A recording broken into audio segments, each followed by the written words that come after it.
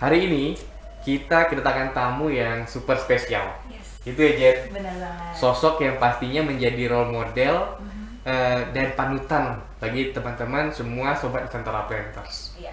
Langsung saja Jen, kita perkenalkan tamu kita kali ini. Tentu saja kita sambut Bapak Bapak Muhammad Abdul Abdul Ghani. Ghani. Iya. Apa kabarnya Pak? Kabar baik. Alhamdulillah. Selalu sehat Bapak ini. Luar biasa dan selalu semangat Jen. Selalu semangat, selalu datang paling cepat Paling di cepat. antara Nah, kita. itu kita udah kalah deh pokoknya sama Gani, udah angkat tangan. Nah, kesempatan kali ini Pak, kita akan ngebahas tentang 10 kompetensi yang dipersyaratkan oleh Kementerian BUMN. Banyak sekali Den. Luar 10. biasa. Tadinya itu 12 ya. Oh 12. Betul. Sekarang Sekarang menjadi 10. Oke. Nah, yang menjadi pertanyaan kita nih Pak, mungkin juga pertanyaan teman-teman Sobat Nusantara Planters, kira-kira apa sih relevansinya kompetensi-kompetensi ini dibentuk gitu ya, ditetapin, dipilih jadi 10, kemudian ditetapkan.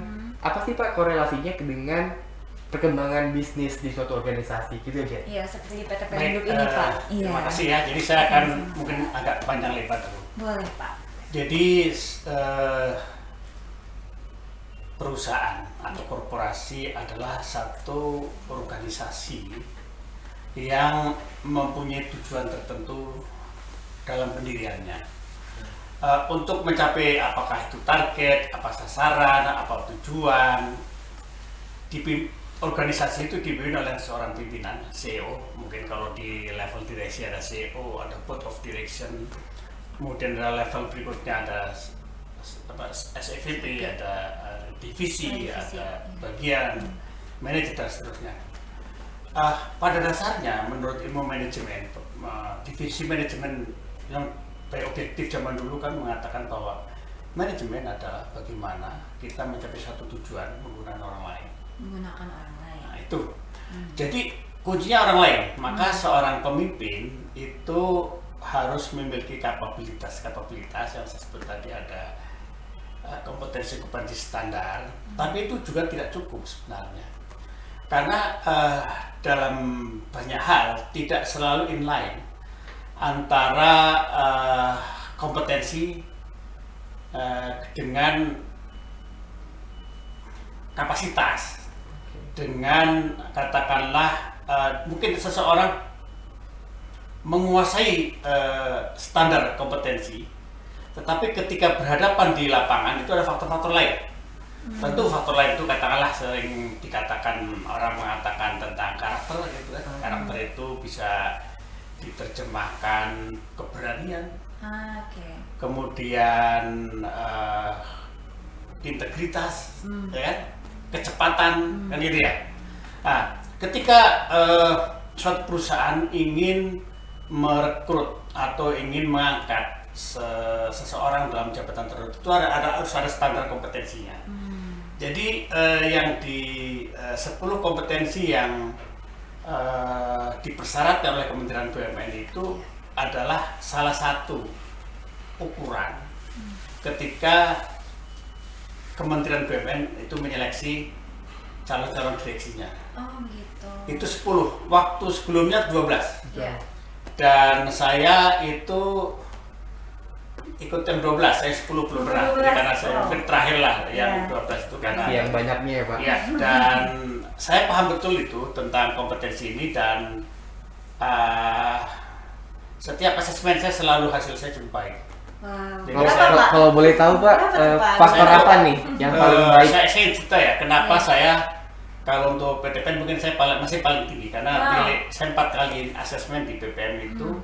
Yang pertama 3,92, Wah. 3 kali berikutnya 3,83. Wah. Saya lihat di filenya apa namanya di Hasil assessment? ya. assessment di seluruh jajaran PTPN Group belum ada yang seperti itu. Wah. Bukan karena saya lebih pintar, mungkin karena saya lebih bisa mensiasati waktu wawancara. Makanya saya selalu mengatakan Pintar ini, itu Bapak. hanya satu tool saja. Karena sebenarnya yang tahu kapasitas, kapabilitas seseorang sebenarnya atasannya langsung. Atasannya langsung. Tapi juga kawannya juga tahu, kawan kolega maupun bawahan juga tahu ini bapak ini pandai. Jadi sebenarnya pimpin itu juga dinilai dari banyak aspek, dari atasan, dari bawahan. 360 derajat. Iya, seperti itu. Jadi pemahaman kompetensi ini penting dan tentu itu akan diupdate dari waktu ke waktu sesuai dengan kebutuhan perkembangan zaman. Ya, tapi seperti saya sampaikan tadi, kompetensi itu kan bagian keahlian yang bisa dipelajari. Sebagian di dalamnya juga ada karakter juga, karena untuk membangun katakanlah partnership itu kan juga harus ada kemampuan meyakinkan orang dan sebagainya, bisa dipercaya. Tapi satu hal yang mungkin yang perlu di dalam bisnis itu, menurut saya, di samping kemampuan tadi, kapabilitas dalam pengertian kompetensi, tapi yang penting menurut saya juga dua hal yang lain. Apa itu, Pak? Kecepatan dan Kecepatan. keberanian. Itu dua hal ya. Jadi pinter aja tidak cukup ketika kurang cepat. Kenapa kurang cepat? Perubahan siklus bisnis itu makin lama makin cepat, ya kan? Benar. Kadang-kadang orang pinter dia, memiliki kompetensi yang cukup, tapi begitu dia dihadapkan pada satu kondisi harus memutuskan, maka kadang-kadang agak gamang, ragu-ragu, takut dan sebagainya. Kemampuan eksekusi. Iya. Jadi kalau saya tidak, ketika saya renungkan sudah ada melalui analisis, diskusi dengan staf dan sebagainya dan seluruh jajaran, saya putuskan. Insya Allah tidak ada di depan saya yang tidak saya putuskan. Dan itu pemimpin yang berkarakter, salah satu pemimpin yang diharapkan di perkembangan dunia yang turbulen ya, sebenarnya yang FUPA ini memang harus pemimpin yang risk-taker. Tentu bukan risk-taker ngawur, tapi harus pertimbangannya kuat. Pada akhirnya kan kita harus memutuskan. Dan pemimpin itu digaji, diangkat untuk memutuskan sesuatu. Jadi itu barangkali. Jadi kalau kita dari 10 itu ya, nanti kalau lupa saya diingatkan. Yang pertama, kalau dulu saya beda-beda. Waktu zaman saya itu ada empowering, dan sekarang saya lihat nggak ada. Tapi saya lihat yang pertama itu adalah yang menyangkut dengan digitalisasi. Ini penting, zaman sekarang sudah zamannya digitalisasi, mungkin ada dielaborasi ya. Kemudian yang kedua yang terpenting adalah di mana kita harus memahami perubahan global di bisnis itu. Kenapa? Karena kita interrelasi antar, sekarang orang mengatakan dunia itu menjadi satu desa kecil. Di mana kejadian di tempat lain bisa saja ada kapal menyangkut di terusan Suez, itu semuanya harga saham, pelayaran, mobil itu bergerak. Itulah yang menyangkut perubahan global. Kemudian yang berikutnya nomor 3 adalah kita harus fokus kepada pelayanan. Ini catatan untuk orang-orang kementerian, PDPN. Kita ini kadang-kadang kecenderungan jadi tuan besar, bukan pelayan besar. Jadi ke depan pemahaman tentang customer focus ini harus menjadi isu yang kita kembangkan, terutama kepada para calon-calon pimpinan ke depan. Kemudian yang perlu kita kembangkan lagi, bagaimana membangun strategi partnership. Jadi yang keempat ya. Jadi yang keempat itu kita harus mengembangkan strategi partnership. Apa mana ya?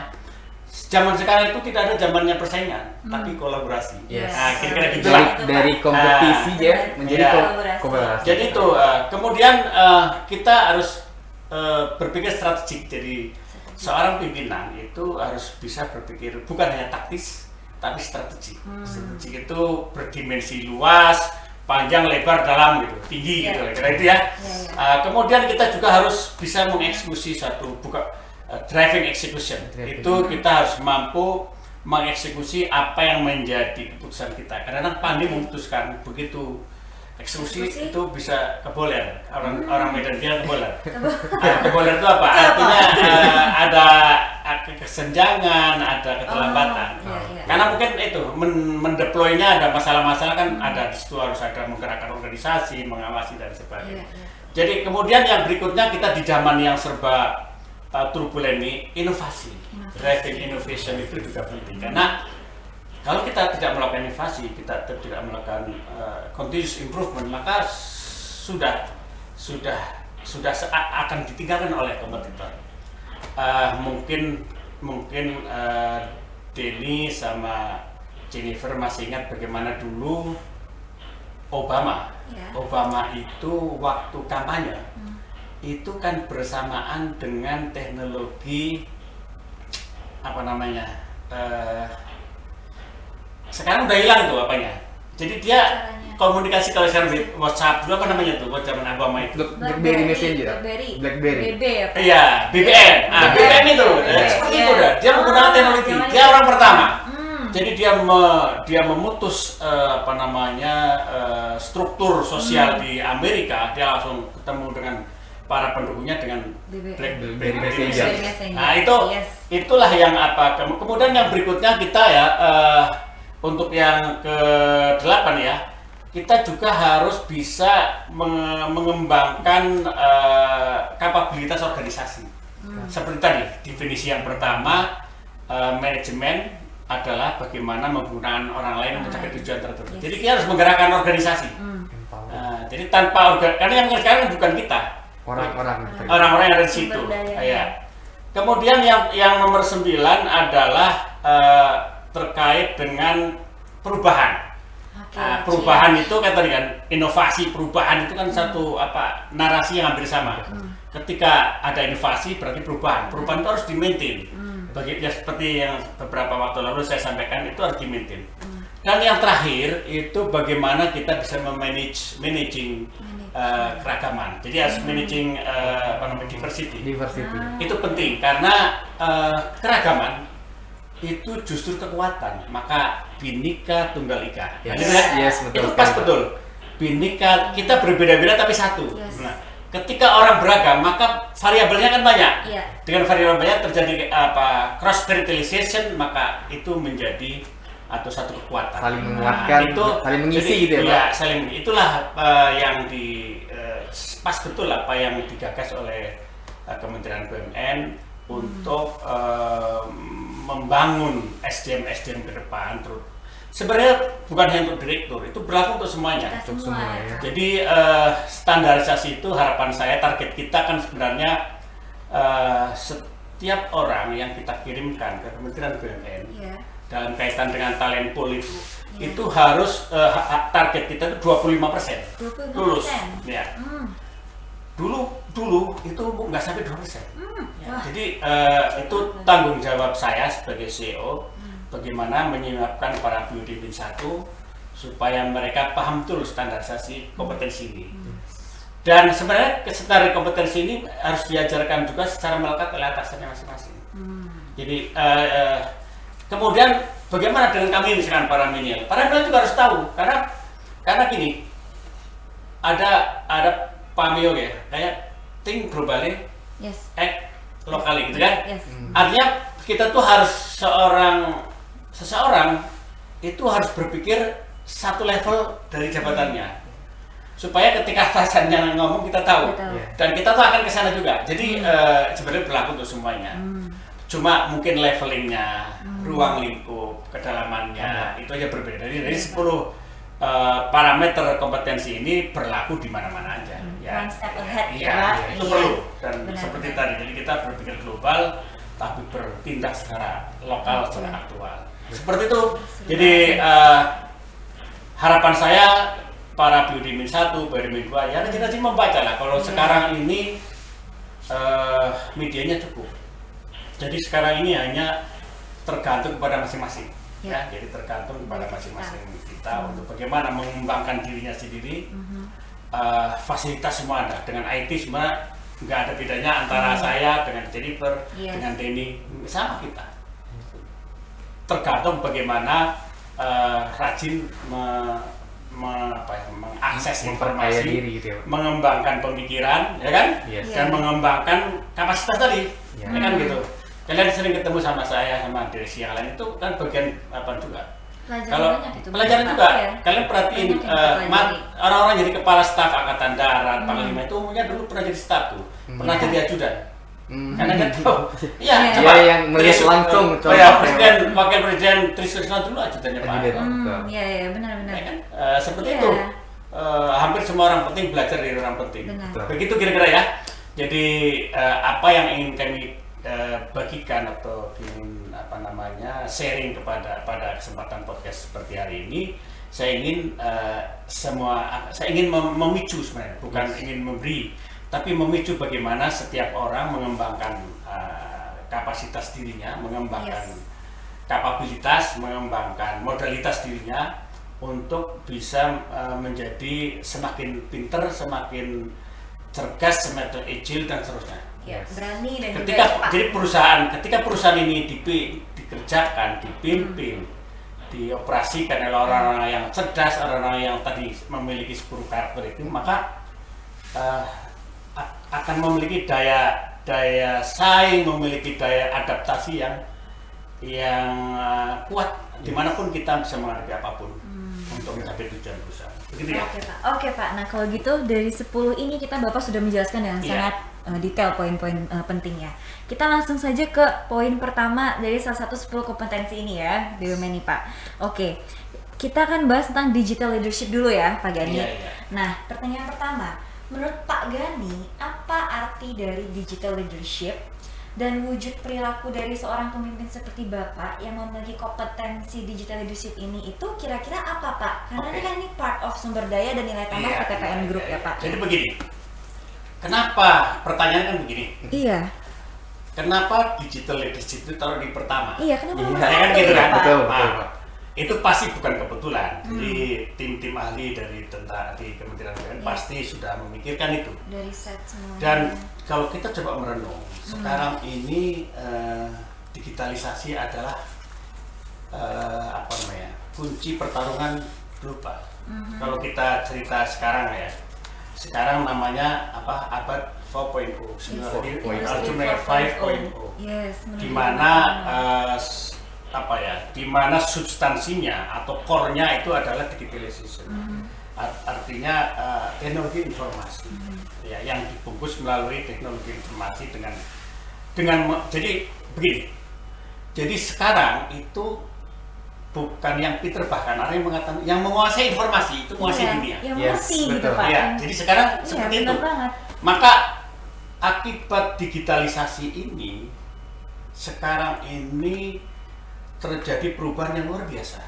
Sebagai contoh saya coba ya, bagaimana media cetak, ya, koran, majalah, Iya. itu sekarang udah mungkin 5-6 tahun lagi sudah Bisa hilang ya Pak? hilang. Iya. Saya aja sebagai generasi sudah kolonial ya. Iya. Sekarang Bapak saya nggak masih beli suka koran? baca. Udah Saya jarang? nggak suka baca. Iya. Kenapa waktu mungkin sudah setengah tahun ini Iya. saya bilang sama sekretariat nggak perlu direksi dikasih Koran. Surat kabar.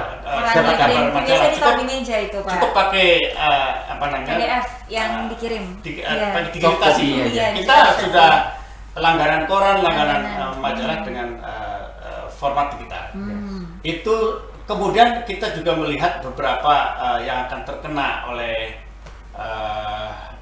perkembangan digitalisasi itu industri perbankan. Perbankan. Perbankan. Bagaimana mungkin nanti kantor cabang akan berkurang orang. Cukup mau sekarang itu saya baru dapat info dari anak saya kemarin mendaftarkan nomor rekening untuk asisten rumah tangga, cukup dengan tidak datang ke kantor Tidak harus cabang. datang. Cukup nanti begitu kan. Benar, Ya. Pak. Kemudian sekarang lagi banyak perubahan-perubahan seperti mungkin seperti perusahaan yang terkait dengan agen-agen perjalanan, biro perjalanan. Kan sekarang udah kan lagi Iya. Sendiri bisa. sendiri bisa. Jadi ini perubahan-perubahan yang harus disikapi. Jadi kita perubahan untuk melawan perubahan adalah melakukan perubahan sebelum perubahan terjadi. Itu katanya seperti itu. Ya. Nah, sekarang apa sih relevansinya? Coba Iya, kita ya. Pak. Relevansinya digitalisasi di korporasi seperti Iya. perkebunan. Iya. Iya. Denny dan Jennifer Iya. kira-kira 5 bulan yang lalu, ya 5 bulan yang lalu saya ambil ilustrasi ya. 5 bulan yang lalu itu perusahaan kami melakukan satu perubahan di mana pengangkutan CPO dari pabrik ke pelabuhan itu kami menggunakan IT, Wow. Jadi ada apa namanya, mobilnya itu kita lengkap dengan GPS, ya, istilahnya fleet management begitu. Wow. Itu menjadikan atau bisa langsung mengurangi cost itu luar biasa. Jadi dengan demikian maka ketika tangki-tangki itu berhenti di jalan, istilah Medan itu minyaknya kencing itu kita detek. Oh gitu ya? Iya. Kita detek. Dengan demikian itu saya sudah hitung ya. Sehingga toleransi losses itu dari 0,3 jadi 0,15. Oh, wow. Itu hitungan saya kemarin itu sekitar 40 miliar. Ya. Biasa. Kemudian dengan digitalisasi sekarang yang sudah kita lakukan, dengan melakukan auction, e-auction, itu kita bisa sangat besar menghemat karena semuanya terjadi transparan, semua orang bisa mengikuti, efisien luar biasa, dan kita bisa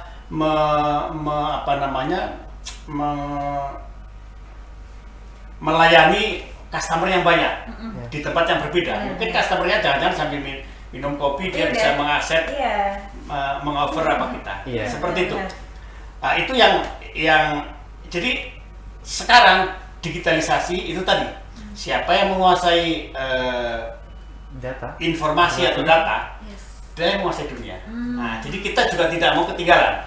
Tentu ini banyak hal yang terkait dengan perkebunan, banyak kali bagaimana tentang pengelolaan stok, persediaan dan sebagainya, banyak kali. Termasuk efisiensi kalau stoknya kita bisa kontrol, kemudian bahkan terkait dengan absensi kan sekarang udah kita buat. Agris dengan Agris itu seperti cerita saya kemarin, kalau misalkan Jennifer bilang sakit atau di mall, saya tahu gitu. Kira-kira ya. Di mall ya. Seperti itulah kira-kira ini yang apa ya. Jadi seperti itu. Oke Pak, lanjut Pak. Baik. Tadi kita cerita Bapak singgung terkait era digital. Nah, menurut Bapak sendiri seberapa pentingkah Pak seorang pemimpin yang memiliki kompetensi digital leadership ini di dalam suatu organisasi? Iya. Mungkin begini. Mungkin dalam arti bukan ahli, tidak perlu saya menjadi ahli digital atau ahli IT, tidak perlu. Tetapi maksudnya bagaimana kita bisa menggunakan digitalisasi untuk digitalisasi kan bagian dari mengumpulkan data, memproses data, membuat keputusan, menentukan. Itu penting, sangat penting. Dengan kita menguasai informasi, maka kita bisa memutuskan sesuatu berbasis data. Dan data itu dikumpulkan kalau dalam perspektif board of management board of direction itu apa yang disebut dengan DSS, dashboard support system. Jadi kita dengan dashboard itu kita tahu semua, bahkan dashboard itu mestinya bukan informasi data tetapi informasi yang setengah matang. Artinya gini, ambil contoh begini. Ketika saya katakanlah ingin mengamati bagaimana perilaku capaian produktivitas dari suatu komoditi, dari satu komoditi dari banyak kebun katakanlah, atau dari beberapa PTPN, saya bisa mestinya datanya itu sudah membuat informasi yang kira-kira penting dan mendesak untuk diketahui, itu kemunculan itu aja.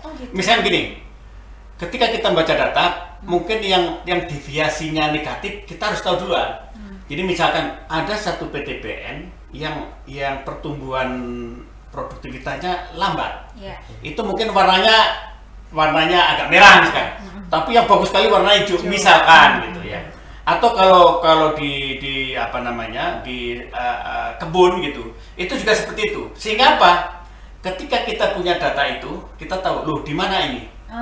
Lalu dengan kita mencocokkan, kita kan punya data digital juga terkait katakanlah mapping dengan satelit atau dengan drone. Kita cek rupanya di situ misalkan warna hamparannya kuning.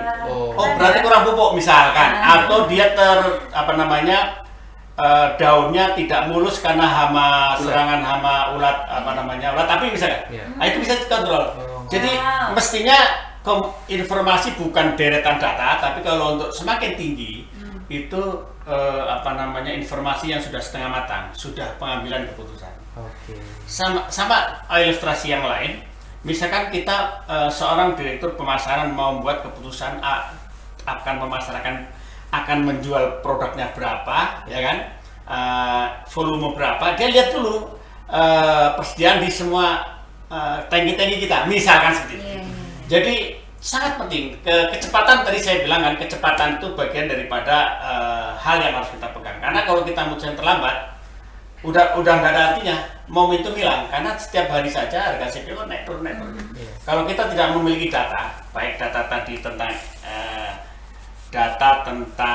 volume, digitalisasi volume, lalu kita pemahaman tentang apa tadi, tren harga, global safety-nya, artinya perkembangan di luar kayak apa kejadian, ya kan, itu banyak kali. Bagaimana kita membangun partnership dan sebagainya, itu bagian, itu semua mungkin kalau kita terjemahkan bisa berjam-jam kita. Jadi saling keterkaitan sebenarnya Pak. Keterkaitan. Jadi 10 kompetensi itu makanya biasanya itu 10 kompetensi bukan 5 bagus, itu yang 5 jelek mungkin nggak lulus malah, tapi ada range minimal katakanlah 2 atau 3 gitu ya. Jadi ada itu harus lengkap sebenarnya. Kalau bagus itu lengkap sama gitu. Tapi itu orang nggak sempurna. Ada orang yang kuat di satu, tapi jangan sampai ada salah satu kompetensinya katakanlah 1 nilai atau 2 itu nggak lulus gitu. Seperti itu contohnya. Oke Pak, baik. Oke, lanjut nih Pak. Tadi Bapak udah membahas tentang drone, sudah membahas tentang naruh GPS juga tuh Pak. Nah, memang Bapak sudah menjelaskan tidak harus kita semua mengerti tentang IT. Oke. Nah, kemarin ini PT PN Group ini kan sukses meraih hasil assessment IT maturity level yang sangat baik. Nah, itu tuh Bapak menggunakan teknologi apa saja sih Pak? Kenapa bisa bagus nilainya? Kan ada drone, digital farming, bisa cerita Pak? Saya jelaskan ya. Seperti drone gitu ya. Dulu saya dulu pernah juga jadi asisten kan. Jadi asisten itu belum ada drone ya Pak? Belum ada. Jadi salah satu tugasnya itu apa? Salah satu SOP-nya setiap 6 bulan sekali menghitung pokok. Manual. Menghitung pokok. Manual? Iya, tiap tahun. Namanya sensus pokok, sensus pohon ya. Pohonnya berapa? Itu catat karena pohon sangat menentukan kualitas. Jadi bisa bayangkan Jennifer menghitung pokok. Itu sama dengan kalian pernah lihat orang menghitung roti kayu-kayu yang di truk itu. Itu kalau nggak pakai metodologi, itu bisa dihitung 2 kali. Atau dan yang itu satu hal, itu metodologi. Tapi hal yang lain, apakah valid datanya atau kredibel, bisa dipercaya? Tergantung orangnya. Nggak bisa. Tapi kalau pakai drone, ini cerita tentang penggunaan drone yang sudah kita lakukan. Drone itu bisa menghitung pokok secara presisi, karena itu ada tentu ada softwarenya ya. Jadi dengan drone-nya terbang itu udah pasti nggak akan selisih. Itu baru cerita tentang jumlah, tapi tentang kualitas tanaman. Itu juga bisa dengan separasi warna, itu ahli bisa menerjemahkan. Kalau misalkan warna daunnya agak hijau kekuningan, kuning kehijauan, ya kan? Hijau muda, hijau tua. Itu bisa diterjemahkan ini kurang N, kurang P, kurang apa. Sehingga dengan seperti itu maka lebih presisi kita, ini diperbaiki, rekomendasinya sekian. Itu sebenarnya dengan pendekatan teknologi, pendekatan pengalaman, experience bisa. Itu tentang drone, itu pentingnya drone, dan kita nantinya semua kita menggunakan, pasti kita marah ke sana, karena nggak mungkin kita menghitung manual. Pertama dari sisi efektivitas, efisiensi, dua hal kan, kita kan semuanya harus efektivitas. Kalau itu kan efektifnya efektif, karena dia tidak ada deviasi, tidak ada penyimpangan, presisinya presisi. Betul. Kemudian yang kedua tentang digital farming ya. Jadi digital farming itu sudah dipakai di tebu, kemudian di sawit itu dipakai juga. Dengan digital farming itu artinya ya seperti yang bersama tadi saya ceritakan, dengan informasi seperti itu, terutama di tebu ya, kita tebu itu variabel tanaman itu dalam kendali banyak orang, bukan kalau di HGU sendiri kan kita yang mengelola, tapi kalau di tanah rakyat kan kita harus harus digital farming. Contoh begini, saya ambil ilustrasi begini di tanaman tebu. Tanaman tebu itu kelihatannya sama. Tapi tanaman tebu itu masing-masing memiliki kadar gula yang berbeda pada umur berbeda. Dan pada varietas berbeda juga pada umur berbeda, hasilnya beda juga. Digital farming itu bisa mengcombine sehingga keputusan, ini cerita tentang kapan kita akan panen tebu ya. Panen tebu. Tentu sebelumnya disiapkan dulu nanamnya kan. Ada tebu yang varietas nanam cepat dipanen. Ada matang di tengah, matang di atas itu. Tapi ketika katakanlah itu udah selesai, kita mau menentukan itu basisnya itu. Jadi di mana kita akan memanen tebu pada saat dia mempunyai peak kandungan brick atau kandungan rendemen tertinggi, disitulah mestinya itu. Betul. Itu salah satu contoh. Jadi contoh yang lain sangat banyak terkait dengan digital farming itu. Kemudian yang terkait yang sudah kita lakukan namanya Internet of Things ya. Nah itu apa? IoT. Jadi begini, IoT ini saya lihat sendiri waktu kunjungan ke PKS Rambutan. Jadi persoalan di manajemen itu ketika tahapan-tahapan proses itu kita tidak mendapatkan angka yang katakannya running time yang artinya bisa setiap langsung terlihat. Kemudian angka-angka yang numerik yang angkanya itu tidak kualitatif langsung kuantitatif. Ini penting, kenapa? Karena parameter sebagai contoh di pabrik ya, pabrik kelapa sawit, parameter losis di setiap stasiun gitu kan. Itu kalau kita basisnya hanya laporan manual itu bisa dibuat-buat. Oh gitu Pak. Iya, tetapi kalau basisnya dengan menggunakan Internet of Things, ada prosedur yang harus dilakukan oleh operator, katakanlah staff di situ, untuk setiap berapa jam sekali mengumpulkan sampel dari setiap stasiun, dimasukkan ke laboratorium, keluar angka digitalnya, angkanya langsung lari ke dashboardnya mungkin direktur SCVP ya, SCVP operation misalkan gitu. Termasuk terkait dengan digitalisasi penimbangan. Timbang itu kan orang bisa nggak percaya kalau timbangannya manual kan. Kita nimbang badan aja di beberapa tempat hasilnya beda ya. Jadi kita harus itu juga penting nantinya untuk mengontrol jangan sampai terjadi penyalahgunaan atau mengambil moral hazard terkait menimbang yang tadinya 5 dibikin 10 dibikin 5. Nah itu dengan digital bisa sekarang, dengan angkanya informasinya langsung masuk ke jaringan internet, langsung ke kantor direksinya. Jadi nggak ada sentuhan tangan manusia lagi gitu ya, itu pun nanti harus link lagi dengan digitalisasi yang dashboard tadi. Misalkan di satu PTP ada katakanlah 15 pabrik, maka itu dengan di HP-nya smartphone-nya kepala bagian atau namanya kabinet teknik lah ya, kepala teknik atau kata di SCVP operasional, dia punya angka itu. Tapi kalau misalkan ada angka yang tidak wajar, mestinya dia bunyi terus ting misalnya gitu lah. Jadi ada warning, early warning system. Jadi dengan demikian maka manfaat dari digitalisasi adalah ini kalau internal dulu ya. Memastikan kita kejadian yang sebenarnya running time, jadi tidak ada jeda waktu. Ketika kita mendetek satu persoalan pada saat yang lebih cepat, maka keputusan bisa kita lakukan lebih cepat. Artinya apa? Tidak terjadi pembiaran, deviasi karena kalau pembiaran itu namanya kerugian kan. Tidak terjadi pembiaran, deviasi daripada protap atau SOP sehingga efisiensi bisa dicapai. Itu sebenarnya itu kalau ke dalamnya. Kalau cerita keluar juga sama aja. Jadi di bagian pemasaran itu selalu ada pergerakan harga komoditas di global. Ada yang kelompok, ada macam-macam. Itu penting. Jadi ada softwarenya juga banyak itu. Itu penting ketika seorang direktur pemasaran ingin membuat keputusan.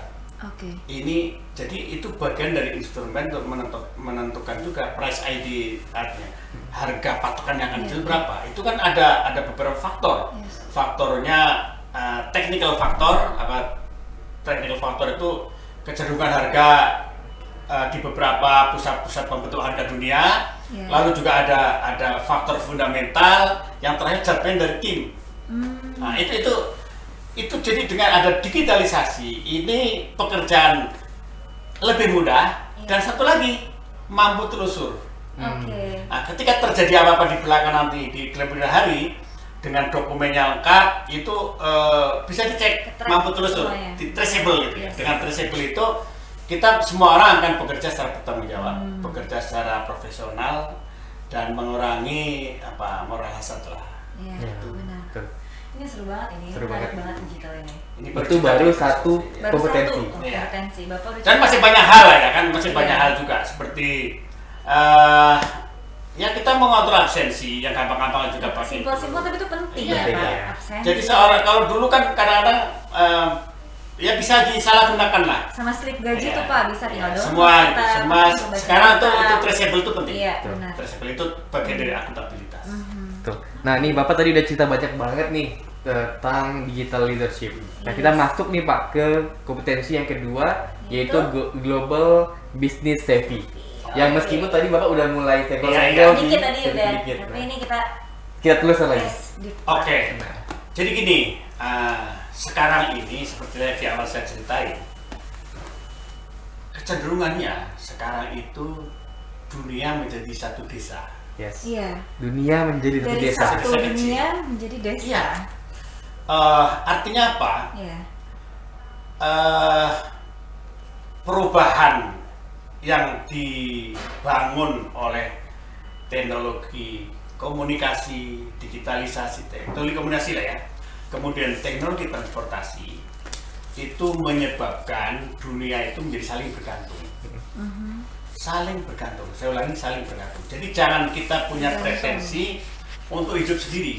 Ketergantungan. Jadi kayak negara di apa namanya kalau kita namanya swasembada, oke, tapi kalau butuh. kalau kita hanya hidup sendiri nggak mungkin. Ya. Iya. Dan itu sebenarnya mengingkari satu fenomena alam semesta. Bahwa alam semesta itu kan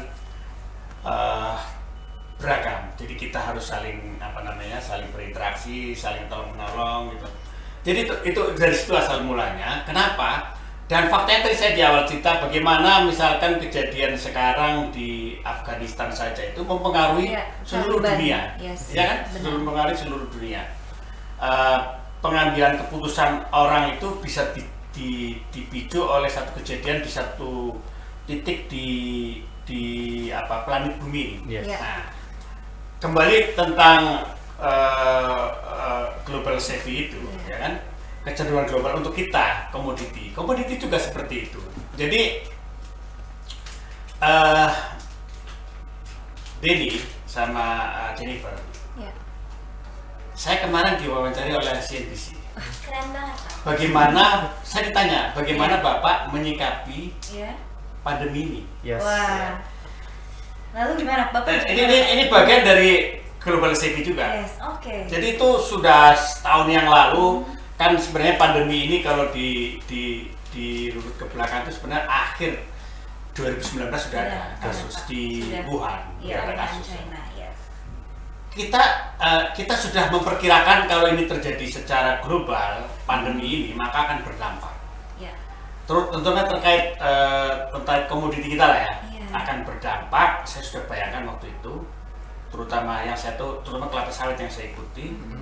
Kalau terjadi global pandemi maka akan terjadi semua negara menutup pintu Iya. terhadap mobilitas manusia, Benar. Oke. Iya. aktivitas. Terus saya mencoba merenung kalau kelapa sawit itu ada dua negara utama, yaitu Indonesia sama Malaysia. Malaysia. Jadi pasti semua akan, terutama Malaysia pasti akan terdampak. Iya. Maka apa yang saya lakukan waktu itu adalah saya bicara sama teman-teman direksi, kita harus jaga jangan sampai pandemi ini mengganggu proses produksi di kebun-kebun kita di pabrik ini. Iya. Tapi yang kedua, ini saya buka sekarang, sebenarnya sudah bukan strategi lagi karena sudah Sudah jalan. Tapi saya lakukan waktu itu, mungkin kalau kalian mengikuti kebijakan holding, waktu itu saya memaksakan tahun 2020 nih, memaksakan supaya pembelian TBS itu tandang buah segar wajib, hampir pokoknya mandatoris semua PKS harus beli TBS. Ya kan? Karena saya sudah memperkirakan akan terjadi shortage komoditi. Benar. Shortage komoditi, terutama komoditi kita ya minyak nabati lah kan. Lalu tahun lalu itu yang lain daripada tahun sebelumnya adalah kita memupuk tahun lalu itu sebenarnya tidak dibatasi, cuma karena ada faktor alam atau sebagian mungkin ada PTP yang waktu itu masih banyak yang kesulitan keuangan tidak bisa pupuk. Tapi pupuk itu kita lepas. Itu kalau tidak salah pemupukan PTPN itu 5 tahun terakhir sampai tahun 2019 itu di bawah 70%, 65% lah. Tahun lalu itu kalau tidak salah di atas 80%. Maknanya apa? Maknanya itu kita ingin istilahnya menyalip di tikungan. Ketika kondisi global saya perkirakan akan shortage, dan ini sekarang komoditi cenderung shortage. Bukan hanya kelapa sawit tapi di gula juga shortage. Ini kecenderungan ini. Maka dengan kita melakukan kebijakan yang beyond melampaui perubahan beyond of change lah kira-kira itu. Maka kejadian apa? Sekarang itu sampai dengan bulan Juli kemarin itu sampai Agustus itu kita bisa menaikkan produksi sampai hampir 20%, 17, 18%. Produksi total. Jadi ketika kita di satu sisi ada ketidakseimbangan antara supply demand, di mana demandnya tetap, supply-nya turun, harga naik. Produksi kita naik. Seperti sekarang ini, Pak. Iya, produksi naik, produktivitas naik. Kalau produksi naik, produktivitas naik, pasti cost-nya turun. Jadi ini sebenarnya bukan sesuatu yang by accident, ini by design. Ini sekarang saya buka, itulah yang kita lakukan, dan itu akan kita teruskan tahun depan. Kita nggak tahu nih pandemi sampai kapan. Asumsinya pandemi sampai tahun depan lah. Maka yang terjadi, kita juga tahun depan akan mengupayakan peloncatan peningkatan produksi. Jadi itulah bagian dari pemahaman global safety tadi. Jadi pemahaman global. Ini bagian kecil saja. Tapi kalau kita bicara manajemen strategik, tadi kan ada strategic orientation, kita juga harus membaca. Jadi begini, ke depan ini kecenderungannya seperti apa? Kita cerita katakanlah komoditi ke depan ini seperti apa? Kita tahu kita punya sawit, tebu, karet, teh, kopi, kakao. Kebijakan kita di dalam roadmap komoditi itu kan fokus ke tebu dan kelapa sawit. Karet kita kurangi, teh akan kita kurangi juga luasannya. Kopi hanya kita bertahan kopi high grade, karena Pak Menteri minta jangan sampai bersaing dengan rakyat. Kakao bahkan kita akan habiskan. Itu bagian juga dari global safety juga. Kita ke depan harus tahu. Tapi depan itu sebenarnya bukan sesuatu yang tidak ada tandanya. Depan itu dari belakang juga.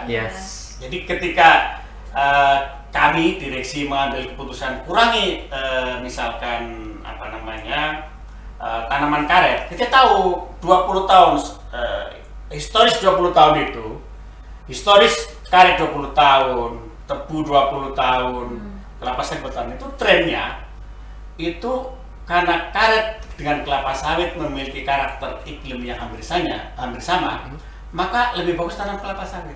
Karena di sawit itu adalah pangan dan juga sekaligus energi.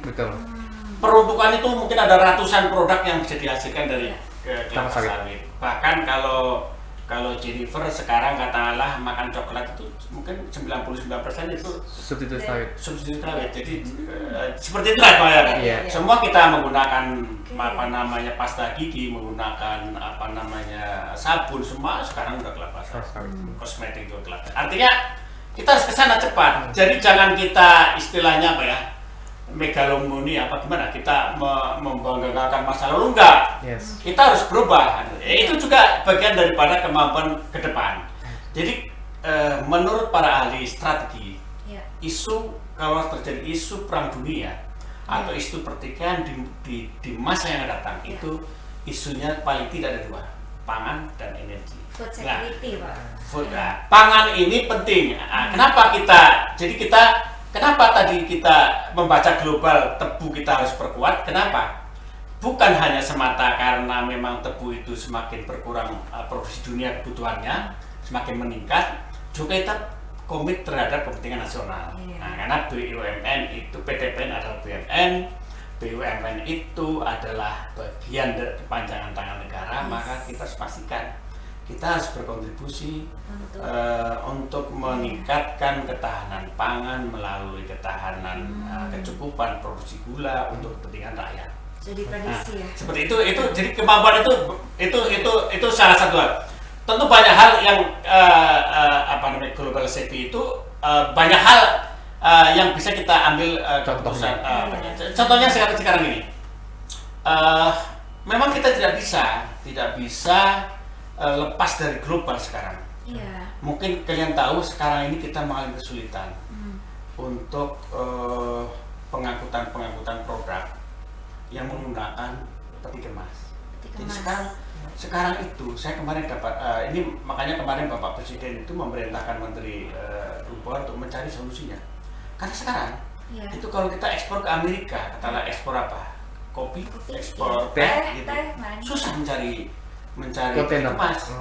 Kalau ada tuh beberapa komoditi, apalagi komoditi yang apa perishable ya, seperti katakanlah buah-buahan, kemudian misalkan makanan atau mungkin ikan. Sekarang tuh ada yang mengatakan sampai 4-5 kali biaya logistiknya, kan nggak masuk akal itu. Harga pokok. Jadi inilah faktor-faktor apa namanya kemampuan melihat kecenderungan global itu harus tahu. Saya ambil contoh sejarah ya. Saya sedang membuat buku sejarah tentang perkebunan, tentang industri gula.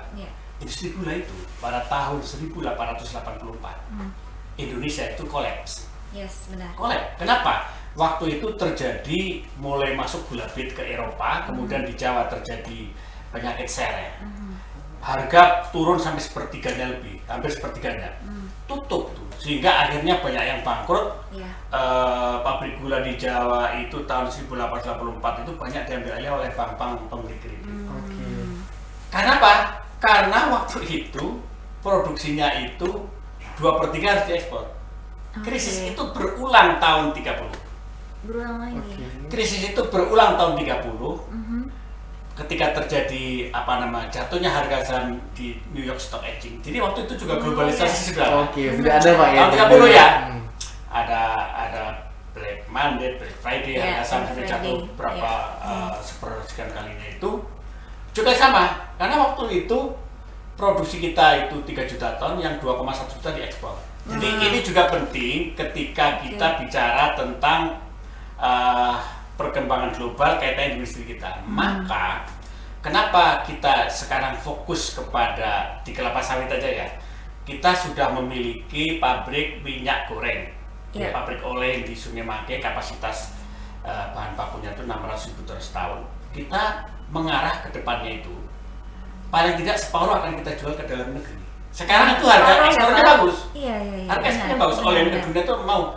Tapi kita bayangkan kalau suatu saat terjadi masalah di global. Udah diprediksi. Nah, jadi itulah itu bagian dari menyusun strategic orientation berbasis global safety.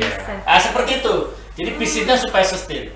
Terus kita juga masuk ke gula ke retail. Kita membuat retail yang dulu tidak kebayang.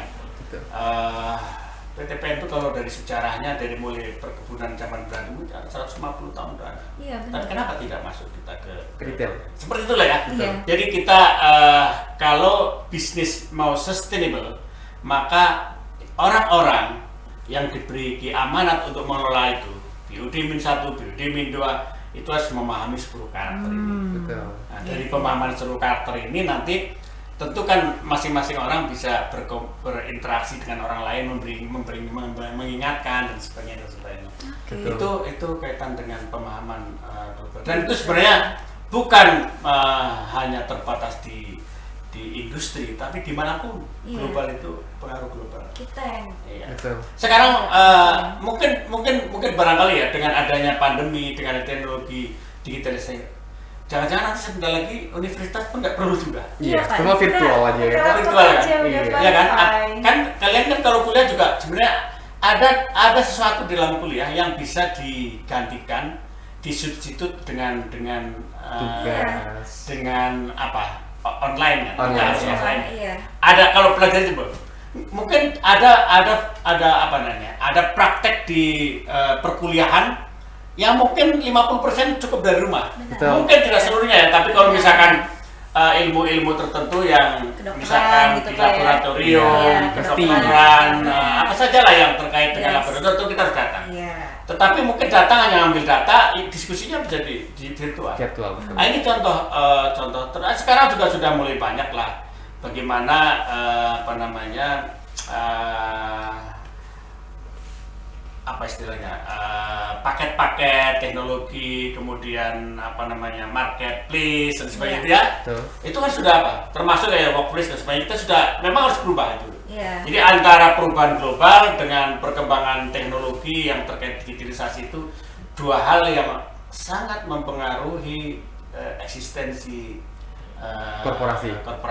Iya. Kebetulan saja industri kita itu bukan industri yang elastis. Kita inelastis karena pangan dan energi. Tapi perkembangan sekarang itu PLN mungkin sebentar lagi tidak perlu, misalkan. Iya. Kenapa? Oke. Kalau setiap rumah sudah ada PLTS. Betul. Iya. Karena mungkin ada ahli yang mengatakan dalam waktu nggak sampai 10 tahun itu listrik dari solar cell Iya. itu harganya sama dengan si PLN. Oke.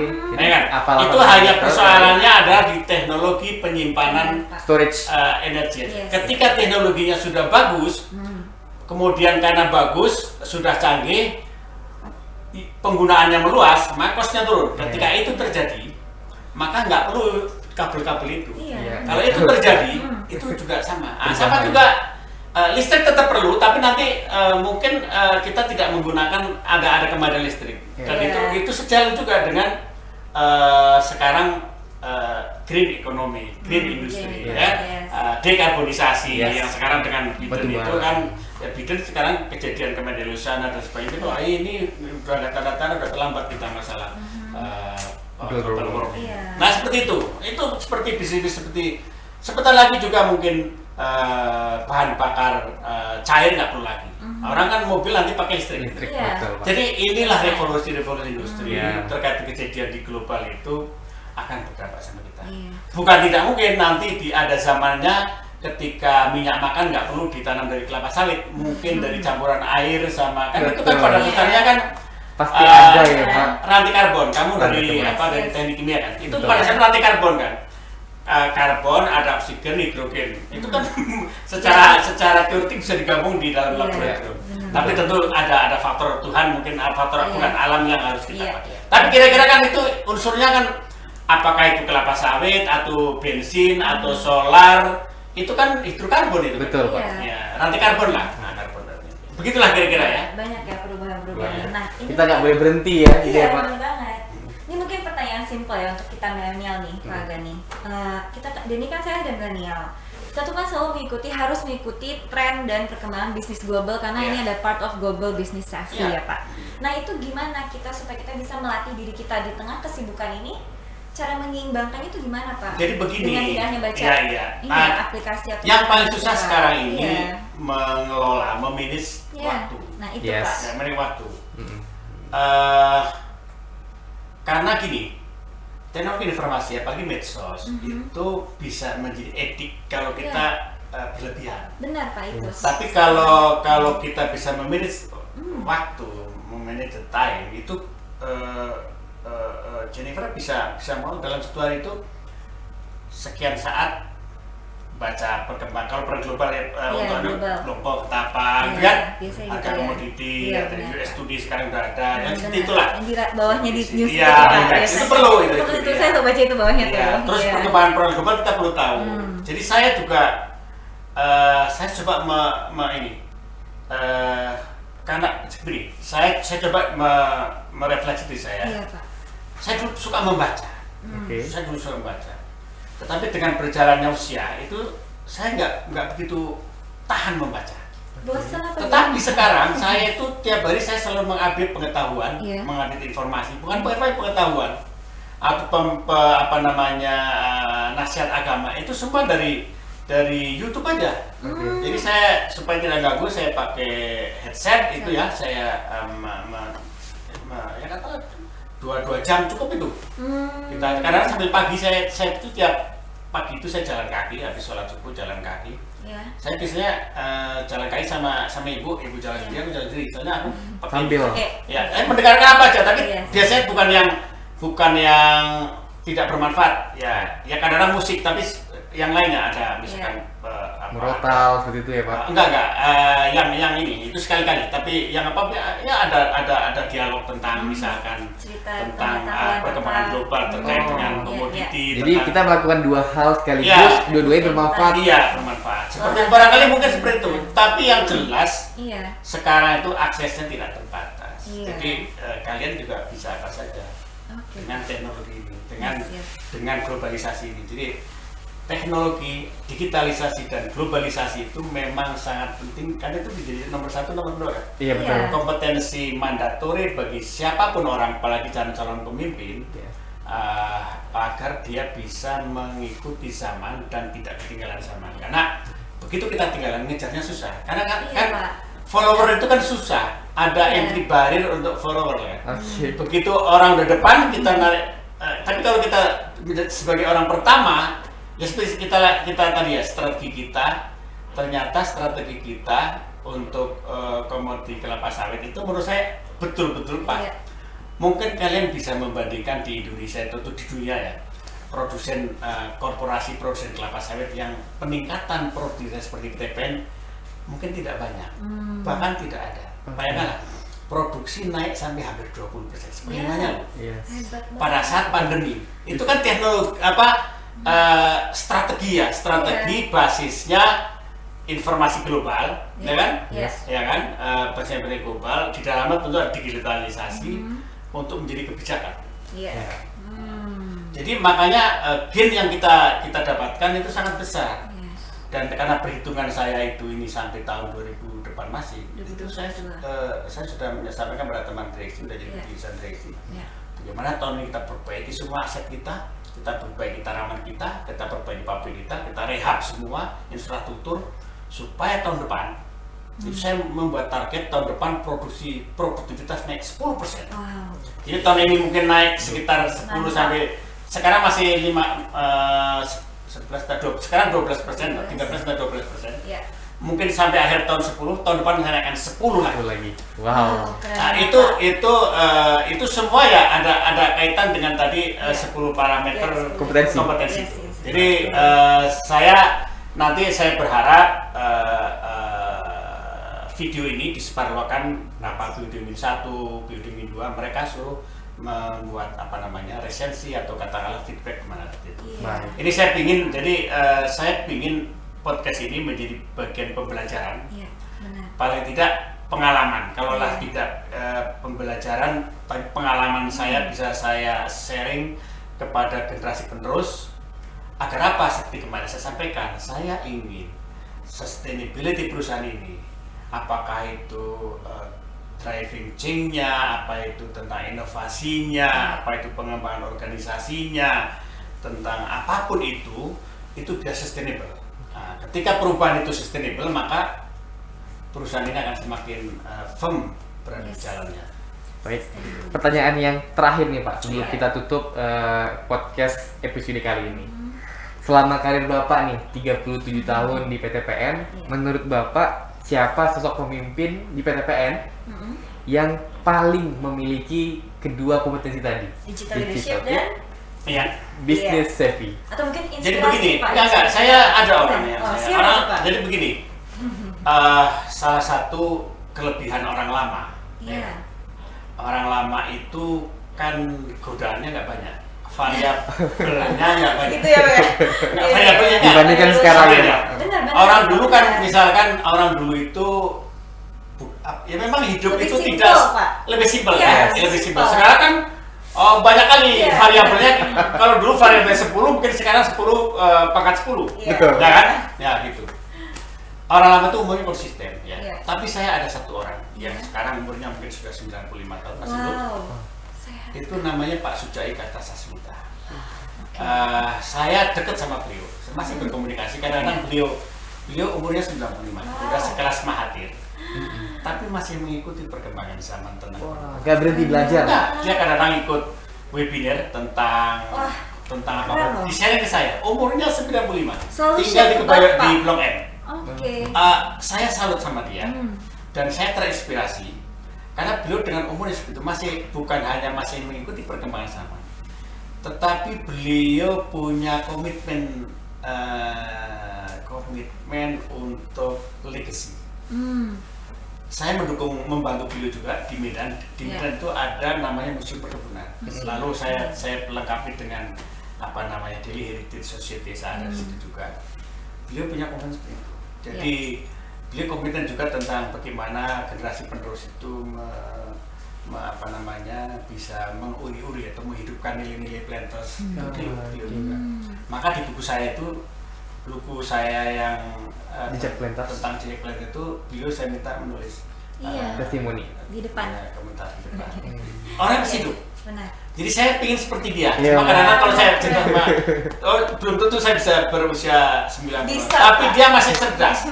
Jadi beliau kan gini, otak Iya. ini kalau sering dipakai kan malah Tajam. ini. Jadi masih dia bisa ikuti perkembangan zaman. Yes. Saya sering komunikasi sama beliau, tapi sementara sebagian lain sudah hilang. Jadi Oke. jangan kalian nanti suatu saat pensiun, jangan anggap pensiun itu selesai urusan. Enggak. Benar, Pak.